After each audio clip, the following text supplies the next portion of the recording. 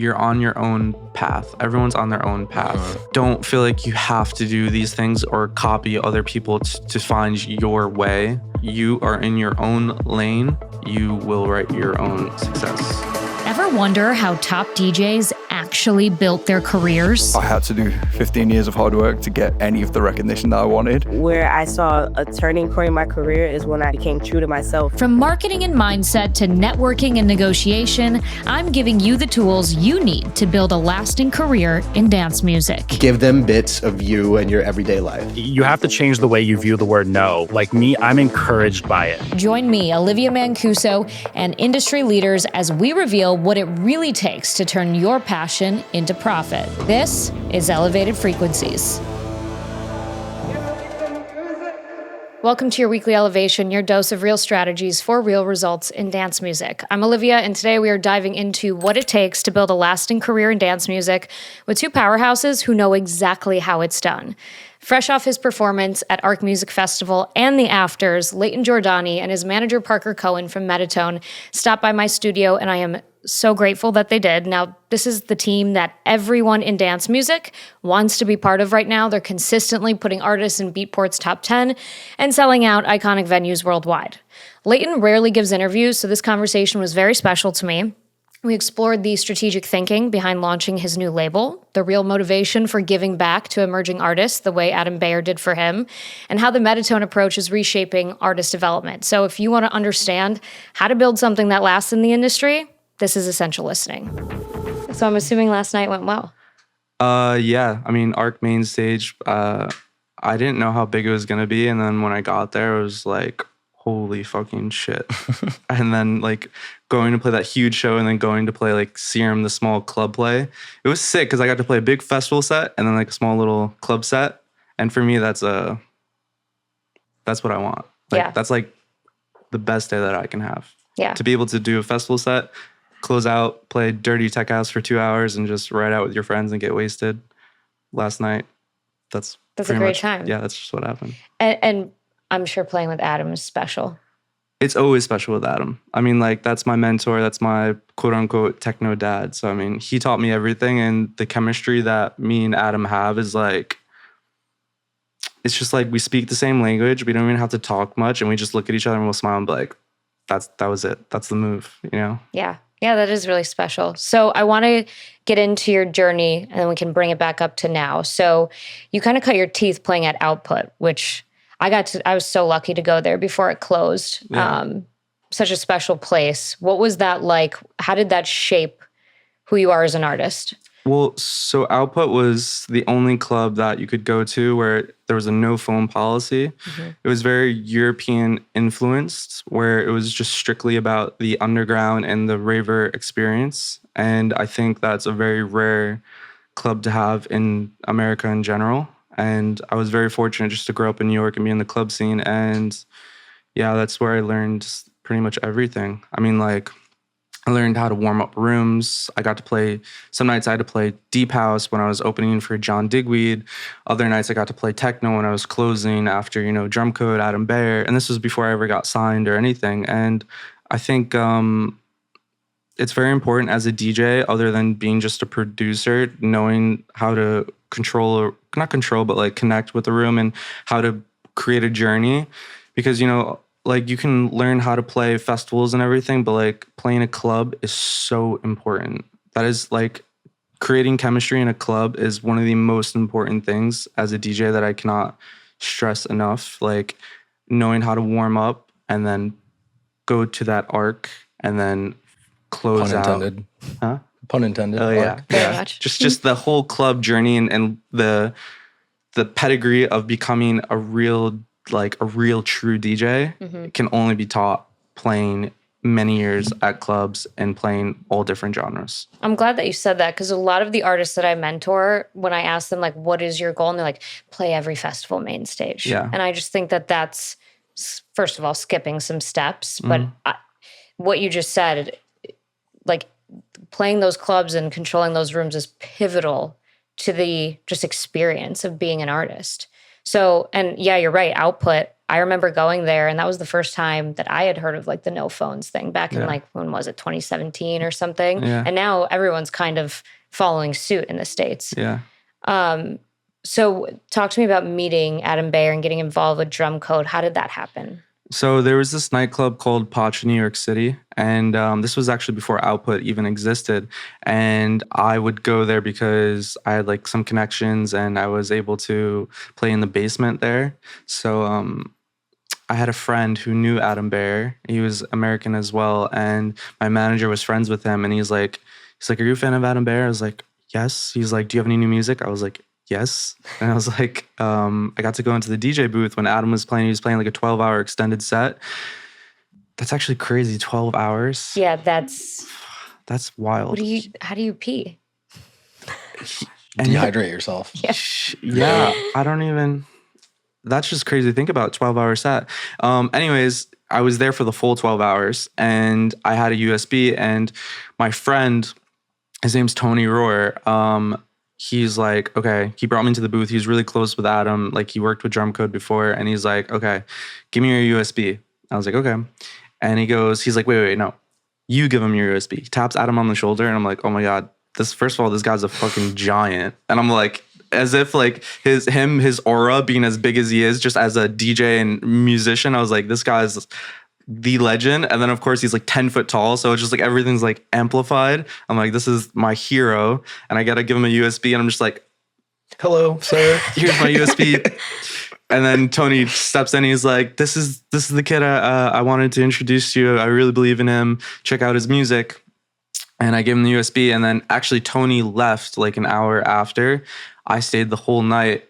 And Adam kept like turning around, just like smiling at me, and he would be like, "Oh, this is a new track coming out on Drum Code and this." And I'm just like, "Oh my God, this is the most." It had to be surreal. Yeah, this was the most like crazy experience ever. And anyways, I gave him the USB, and then down the road, like he played all those tracks at like these European festivals. I was like watching YouTube live streams, and I was just like, when I saw that, I contacted him. I was like, "Hey, so can you sign me? Am I going to get signed?" He didn't answer those emails for like months. And then he hit me back. He's like, please keep sending stuff. And I was like, holy shit, okay. Then every day I was blasting him with new music. And eventually he goes, wow, I love all this stuff. He was playing there was like 15 to 20 tracks he was playing. Wow. And like just was picking different ones for different sets, because I was making all different genres. I didn't have like one particular sound. So you'd play like tech house, you play this, or more techno tracks and stuff like that. But so the cool part was, I go, hey man, like where do we stand? I was like, I really want to make this happen. Like, please, like give me an answer. Like, let me know. Like, this is my dream. Let's do something. And they said, hey, let's discuss it all. Finally. And then we hopped on a phone call. He called me. And then he goes, how do you feel about doing an album? And I was like, what? Wow. I was like, what? An album? He's like, you have too much good music. And he's like, we have to put it all out. I was like, okay. So what does this entail? What do we do? He's like, well, first thing is you need to introduce you to the label and put out one track. And I was like, okay, sick. He was in full control. I had no idea what was going to happen. I just made the music and I trust him wholeheartedly. And he's like, we're going to put this out first. And then another thing is you got to come to Europe. I was like, okay. I was like, I got to talk to mom about that, but we'll get there when we get there. And then from there, I was like, honestly, I don't think I can afford to come to Europe. And he's like, no, he's like, we're going to expense you. He's like, we're going to give you an advance so that you can come and live out here. And I was like, okay. I was like, yeah, I don't know, 2,000. He's like, no, he's like, we got to give you like 10K for an album advance just to start with. And I was like, my mind was blown. And I was like, I told my mom this and she did not believe anything I was talking about. She's like, you're not going to Europe. You got to finish college. You got to do this. You got to do that. I was like, no, you don't understand. He is the GOAT. Like this is the guy. If I ever had an opportunity in life, this is it. Please trust me. And I tried showing her all of this stuff, and yeah, she fell into it, and she was like, okay, go do it. And I did it, and then I had the album come out, did really well. and I was touring all over Europe. History. That's an incredible story. I can't imagine what it feels like to have someone believe in you that much, especially someone you look up to. Yeah. So Parker, talk to me about when you came into the picture with Leighton. Yeah, so Leighton played one of our off the grid parties actually before we rebranded to Experts Only. It was Orlando, I think, was the first one. That Orlando block party. The one that showed up late too. Yes, yes. It's good. A little bit of foreshadowing. Yeah. This kid likes to cut things to the last minute. Yeah, but he played direct support for John on that block party, and I didn't really know a ton about him, but was blown away by his set. Like you stood up there and just absolutely ripped it. And then, we just got to talking. We went to an after party and just got along really well, and kind of started our little relationship. And then he played a second party with us at Mirage, also showed up late. And ripped that as well. He's not even denying he's it. He's I put Leighton. Yeah. Yeah. That's amazing. Yeah, Leighton. Yeah. Yeah, and then we just got to talking, and he really wanted to break into North America a little bit more, because at the time he was really dominant in Europe and South America actually. Yeah. And at that point, America was really our bread and butter. Just really felt like we understood the scene. We were obviously making huge waves with John, and yeah, we got to talking, and it kind of happened very, very seamlessly. Yeah. I think the key for me was from my perspective, it's always about timing and stuff, and naturally things happen, and it's always for the best, when it can happen that way. I was touring Europe a lot for years, and I had lived out my craziest dreams, playing Awakenings, seeing fireworks go across your head in a dome and all this stuff. And I was I lived my dream, my European dream. I lived it to the most extent. And I was just I came to America, I came back home, and I got offered to play John's party at Orlando, and the one in New York. And I was just I saw John mixing tons of techno, my tracks, and then also playing house and stuff. And I'm just and also some dubstep and bass, yeah. And I was just holy shit, and I was how old is he again? And he's oh, he's your age. And I was wait, this is so. I didn't even know that the more slightly underground, but also slightly more commercial, sounds. Because me coming from Europe was strictly techno, was making these waves in the US. And I was then I met the management and these guys and Parker and Holt. And I was just wait, you guys are all the same age? I'm just used to working with guys that are 10, 20 years older than me. Right. And I'm just holy shit. I was this something's going on here. What's going on here? Yeah. I was I think I found my new family. Yeah, I think the boundaries too of the underground, and I mean just even what is considered underground these days, those boundaries have gotten so blurred. Those lines are non-existent these days. 100%. And I think that's probably what you kind of that's noticed what I'm saying. first and foremost. I had, because I you love had such an idea in your head of I had it in what my, you had to be, and what the underground, what the European standard was, and what it was at the moment, which now is completely new playing field. But I had this in my head where I was damn, I wish I could do this and do this. And then I was doing these parties with John, and I was he's literally doing this. I was both, yeah. I was he fucking gets it. And I was and not only did he get it, he gets it, Holt gets it, everybody just understood it. And I was we're all the same age. And I just lived this amazing, I call it life in Europe. And I'm just all right, I was I feel something here, right? And I said it, and he's yeah, we should chat it out. He's curious about my project, and I was curious about John. I didn't even know who John was until the first party you booked me, and I was just holy shit. When I got introduced to that whole world and the whole team, I was just okay, let's talk, let's trade, and yeah, we talked a few times, and we're it just all fell into place, and then pretty seamlessly. it was so seamless. Yeah. That's always, since I've been, working in the business side, just tracking you guys, finding out how old you all were blew my mind. And it makes me so proud that, I think, how old are you? 30? 31. 31. I'm 33. So, are you 31 too? 2.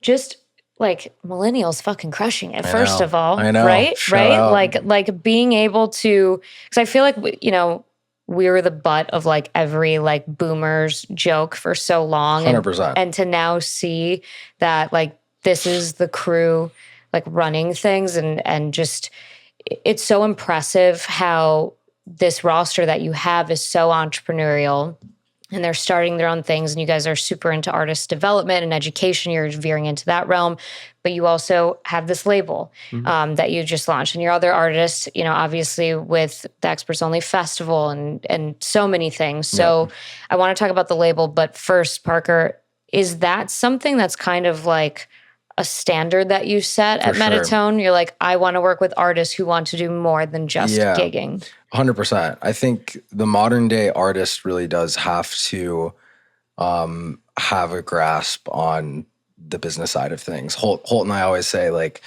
we kind of need our artists to be like another manager on the project. That's really where you're going to get the best result, because if they don't really have their head in all of these other areas that you really do have to excel in these days to be a successful artist. If it's just about the music, which, don't get me wrong, is insanely important. That's obviously, it's the most important thing. If you don't have good music, then, you don't have anything. But I think, you really have to have a grasp on all of these different facets that you need to be, proficient in. So definitely the entrepreneurial mindset is important.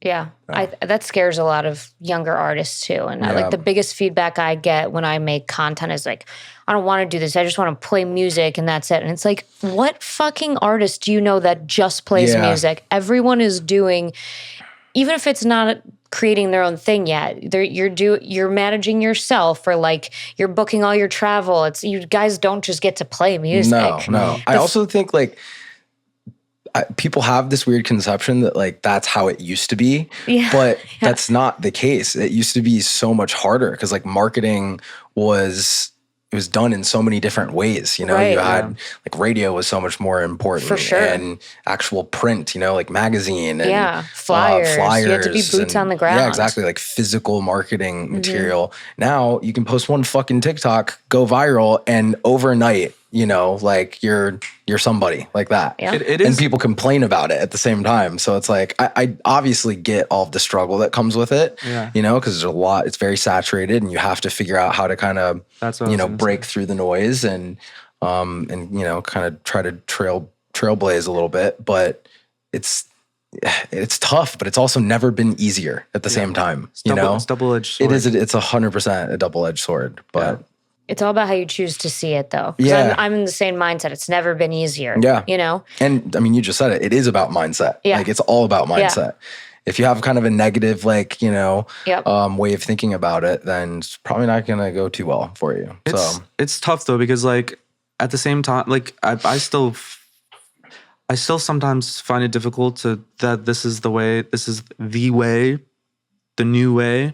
Because I think, it's like I said, it's a double-edged sword, because I think it can, depending on the type of person you are, social media can encourage you as an artist or discourage you as an artist. And I think that the most important thing to tell, musicians or DJs and artists is like, remember, this is an outlet. Nobody's forcing it on you. You don't have to do TikToks all the time. It's an outlet. Everyone has the outlet. So like you can, be more successful if you use the outlet and find your niche within the outlet. But also, I would definitely want to stress to artists that like,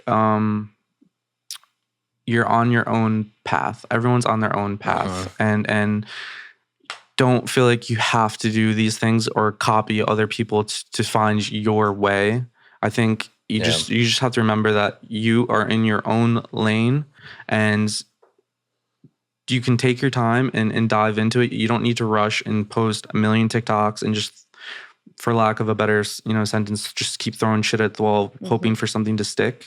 and just remember that you are in your own lane. Create your own music, find your own way of doing things, and it's another outlet. It's another You have to have a good platform. relationship with it, because Yeah, it's not everything. It's very important. Yes. But Yes. you can lose yourself in it too. Yes. Because if you get too caught up in, the likes and the comments and the Yes. engagement, then you like 100%. end up basing, then Yeah. like mental health gets Yeah, into the no, conversation as well. I've had this issue myself. Like, I think the first video you saw of mine was probably the one I did on Experts Only. Yeah. Yeah. Or Yeah. something. I think it was. Or Drum Code. I can't remember. Yeah. And sometimes I get so caught up in replicating that success of a video that I put off like actual money making things and more important things of like working on the business. Yes. And I'm like, I need to remember the hierarchy here, what's 100%. most Yeah. important. Yep. So you really can. And then it can influence you to make music a certain way or act a certain way. And like, you really have to treat it as it's a tool. It's not everything. It's a tool that is, and he says that a lot, and I hear people say that, and I appreciate that word so much, because it is a tool. Yep. It is not the whole. It's not the end all be all. Yeah, it's not the whole fucking shed. It's just a tool. It can, how you use that tool, it could take you very far, or it could just give you a little bit of a push. But like I said before, you're on your own path and you're doing your own thing. But there are other ways. You could make a fucking hit record and put it in the right hands of the right guy, and that could make your whole career. Right. So like Totally. you don't need to be a TikTok DJ, and you don't need to be or you don't need to be a person who's just focusing on the underground and the music. You could be somewhere in the middle. I think the key is to look at all the tools, see what fits you the most. Yeah. You as a person, who you are, because, and you say this all the time, and I've really grown into that. Nobody can be you. Yeah. The more you are yourself, the more authentic you are to yourself, that is your brand. People Yeah. can sniff shit from a mile away too. Oh, yeah. If you're 100%. being I'm sure inauthentic, You guys probably get it worse than anyone. Yeah. People are trying to be the next John, the next Leighton, Yep. the next Max Tyler, Ranger. Like, Yeah. you guys probably get it more than anyone else. And For it's like, sure. that's not what you're looking No, for. You're yeah. looking, and that's not what you're looking for when you're building out, like when you're going to build out label shows, I'm sure. Like, you're looking for people who are uniquely Yeah. themselves. Authentic. Yes. Yeah. Yep. I think people are afraid to do that though, because they're like, well, I've seen this work already, so let me just copy this. Yep.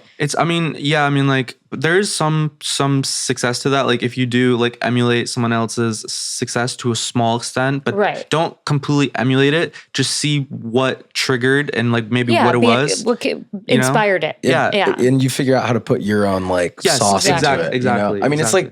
it's almost the same thing with making music. Like you use a track as a reference, but Inspiration. you're not like recreating the track. all the time. You're like, Yeah. oh, I like the way this, The hook. Yeah, like what do this you like hook. about this hook? It's bright, it's fun, it's quirky. Yeah. So you I maybe like the movement on the bass line. Yeah, Maybe I yeah, tried, exactly. like It's there's so many. inspo. Yeah, Yep. exactly. It's Inspo. inspiration is the way to Yep. look at it. Yeah, 100%. So tell me about the label. What was the inspiration behind that? Why did you decide that was the next step in your career?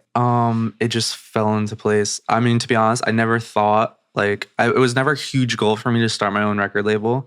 It was just more so like I got to the point where it was just like I was releasing music on so many other labels, and I wanted to, when you sign records to other labels, they own the record. It's their brand. It's their thing.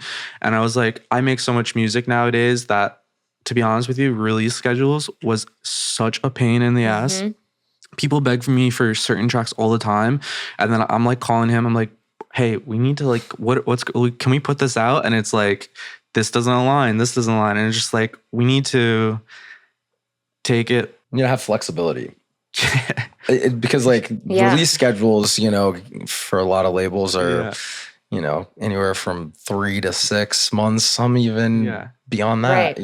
8+. And it's like, if you have a track that you're playing and, you give to a couple other big DJs and they start playing, and the demand starts to build, you get a couple sick social media posts from it, and the demand is there, and then it's like, okay, we have to wait 6 months to put this out. And you kind of timing is very important in today's day and age, especially with social media. So I think from a business perspective, like not just talking about it being a creative outlet, from a business perspective, a lot of it for us is to be able to strike while the iron's hot when we have a record that's like really bubbling and that, is making waves. Yeah. But actually, to better answer your question, you asked like what made me start the label. I don't want to say like I started it because of my release schedule. To be honest, that is a huge factor of me being able to put out my own music. But like the key thing I think was just like timing. And I've released so much music on so many other labels.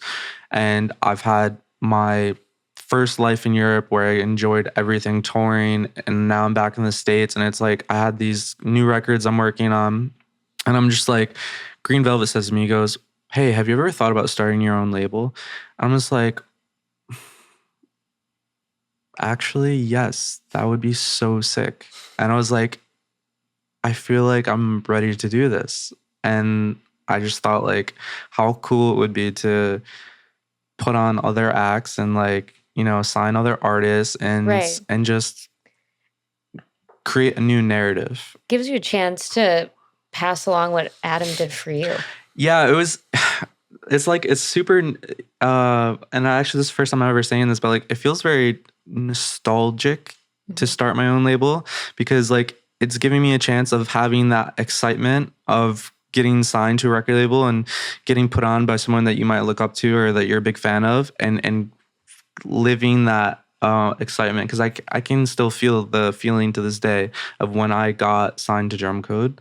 And I know you get to be the one to give that to somebody. Yeah, and that makes me super happy that I can just like meet guys and girls and just be like, hey, do you want to do a release on my label? Yeah. And I think that's really fun. And also I'm really interested in creating a new narrative in music and blurring the lines of like genres. Like I'm a big house guy and I'm a big techno guy, but like I want to try and confuse and blur the lines even more and like break up this whole, is this tech house? Is this techno? Is this house? And just like, yeah. Yeah. No, it's really your group that has done that I give credit to for just, it's just better because the genre snobs, like they are what they are, you know, and I understand why they are that way. But like, I mean, I love metal, and I love jazz. Like if I wasn't at ARC this weekend, I'd be at Jazz Fest downtown. And so it's the same concept. It's just being able to bring in more groups, take them on a journey. And having your own platform can allow you to do that. 100%. So before we wrap up, from both of you, one piece of advice to leave with artists, because hearing from you is very special. I mean, you guys are like the gold standard for the States, for who they'd want to work with. So what can you tell them? I said this in our IMS panel, but it really is. It's so true. I'm going to say it again. We brought this up earlier, but just authenticity. It's so important. Like I said before, people can sniff it out a mile away when you're not being true to yourself.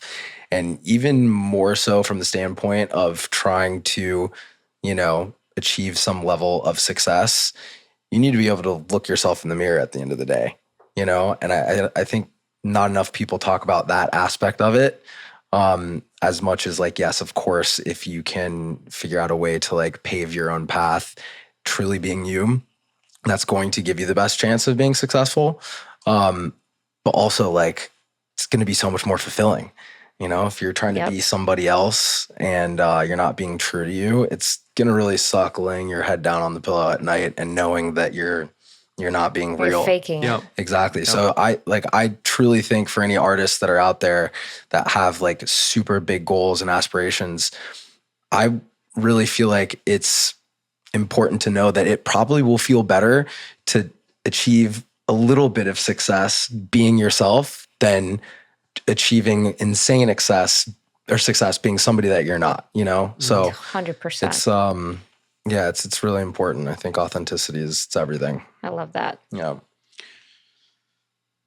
I don't know how I'm going to follow up with that. No, honestly, like everything you said is so spot on. And I guess my advice would be from a producer, / business perspective is other than the authenticity, just remember that You are you are on your own path. Don't get caught up on things that you think you necessarily have to do, but get caught up in what makes you you. I'm just echoing. Yeah, just like what lights a fire under your ass. But just like the most important thing is like just be authentic, make you sound like you. There's no harm in trying new things, and there's no one route to success. There are multiple ways, and arguably you'll be way more successful going another path than following the same path of someone that had hit that point, because that was their path and that's why they got to that point. If you do your own thing and go your own way, take a couple tricks, use a couple tools, try some new things, experiment, do what you got to do, enjoy it. But just remember, you're on your own path and you will write your own success. It's amazing. Amen. Yep. Thank you guys for taking the time out of this Of course. busy weekend, especially after the afters last night. I really appreciate it. Of course. Thank you for having us. I appreciate it. The level of strategic thinking and genuine care for the scene that Leighton and Parker bring is exactly why they're operating at the caliber they are. It is very impressive to witness firsthand. Before you go, we announced the Chicago Music Nexus pre-party. Tickets are moving fast to that. You don't have to attend Chicago Music Nexus to go to the pre-party, but it's highly encouraged to go to both to get the maximum experience. If you're an artist looking to level up your career, this is the place to be this November. All the details are in the show notes. That is your weekly elevation. Remember, success in dance music isn't about luck, it's about strategy. I will talk to you next week.